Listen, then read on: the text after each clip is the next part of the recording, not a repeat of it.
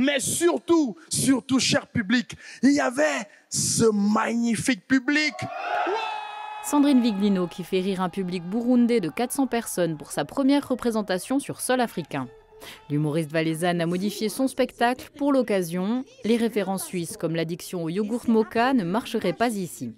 C'est un pays très accueillant, mais qui ne fonctionne pas comme la Suisse. Donc c'était assez facile de faire le lien et de trouver, en parlant de moi, des petites accroches sur le pays et sur la région. Et j'ai essayé de lier un ou deux sketchs que j'ai à des situations. Par exemple, ici, nous, on a des thérapies en Suisse qui sont les gouttes de bar, c'est des trucs de fou.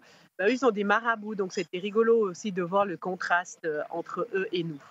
Un contraste qui se retrouve aussi entre les décors idylliques de la région mis en avant pour les touristes et les difficultés rencontrées par la majorité de la population. Le pays est l'un des plus pauvres du monde. De quoi interroger la pertinence de proposer un festival d'humour. D'amener de l'humour, ça permet aussi d'oublier. Et il y en a plein qui m'ont dit qu'ils avaient mal à la mâchoire.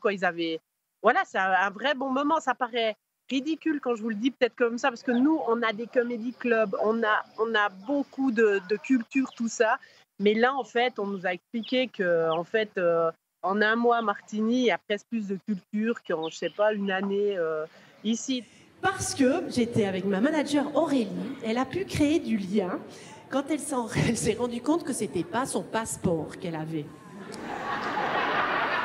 Le festival est organisé notamment par le Bureau suisse de la coopération au Burundi. Les invités suisses ont pu découvrir l'émission de ce consulat sur place. Il s'occupe de tous les aspects de la vie quotidienne des gens, c'est-à-dire de leur sécurité, de l'argent, c'est-à-dire l'inflation, etc. Il y a plein de problèmes au niveau inflation. Il s'occupe évidemment aussi des visas et de toute la partie des Suisses qui vont à l'étranger.